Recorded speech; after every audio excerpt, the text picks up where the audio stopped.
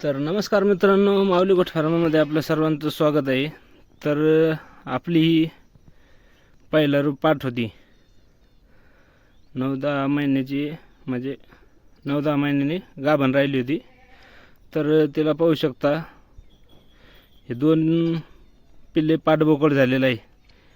आणि आपल्याला विशेष म्हणजे लाईव्ह डेमो दाखवायचा होता, पण रात्री 10 वाजता डिलिव्हरी झाली होती. त्यामुळं आपल्याला लाईव्ह काय म्हणजे डेमो दाखवता आला नाही. आणि विशेष म्हणजे आपल्या गावरान शेळ्या असो, उस्मानाबादी शेळी असो, तर मित्रांनो क्वालिटीमध्ये जर काम केलं तर कोणतीही शेळी तुम्हाला 2 पिल्ले देऊ शकते. कारण शेळ्यांना खुराक महत्त्वाचा आहे. तुम्ही जर खुराक जर दिला तर आपली म्हणजे शेळी असो पाट असो, तर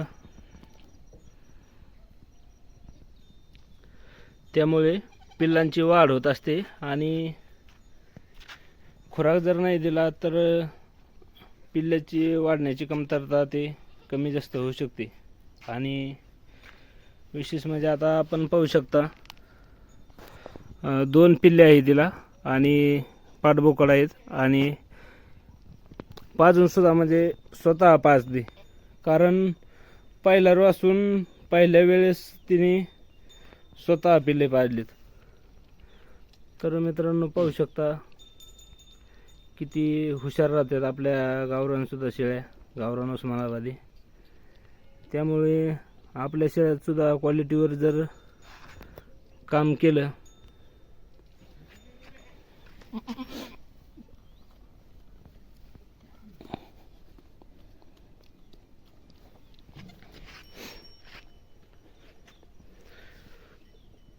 तर आपल्याला क्वालिटीचे पिल्ले मिळत असतात. आणि विशेष म्हणजे पहिला रूपाट आता दिसते तुम्हाला, तर पहिला रूपाठीला जास्तीत जास्त म्हणजे एकच पिल्लू होत असते 70-80%.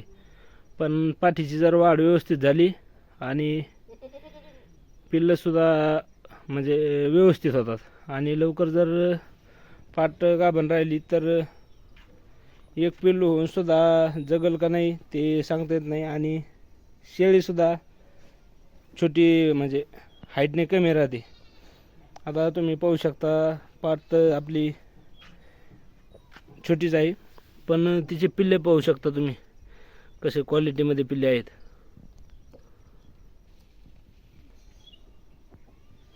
तर मित्रांनो क्वालिटीमध्ये जर काम केलं तर आपल्यासुद्धा शेळ्या एकदम फायद्याच्या आहेत. आणि 7-8 महिन्यामध्ये एक वेत कंप्लीट होतं आपल्या शेळ्याचं. 16 महिन्यात 2 वेते होत असतात. तर मित्रांनो पाहू शकता कशा पद्धतीने शेळी पाजत आहे.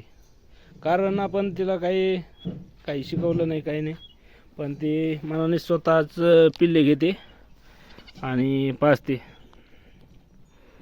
तर मित्रांनो क्वालिटीमध्ये जर काम करायचं असेल तर आपल्या शेळ्या तरी काही कमी नाहीत. कारण आपल्या शेळ्याला काही आजार येत नाही, काही अडचण येत नाही. आणि तुम्ही जर बाहेरून खरेदी शेळ्या केल्या तर तुम्ही नवीन असताल तर तुम्हाला भरपूर अडचणी येऊ शकतात. आणि आपल्या मराठवाड्यातील म्हणजे मराठवाड्यातील म्हणा, महाराष्ट्रातील म्हणा, कसं काळं सोनं आहे तुम्ही पाहू शकता. आणि विशेष म्हणजे तुमची जर शेळी वेली तर काय आपण करायला पाहिजे, तर पहिला आपण पोटॅशियम परमॅग्नेटच्या थोडे लिटरभर पाण्यामध्ये आपण चिमटभर पोटॅशियम परमॅग्नेटचं पाणी करून काच धुवून काढायला पाहिजे. आणि आपण जेव्हा शेळी वेली तेव्हा खीळ फोडायला पाहिजे. म्हणजे आपण एखाद्या गौरीवर म्हणा, कशावर म्हणा, 2-2 धारा पिळून घ्यायला पाहिजेत.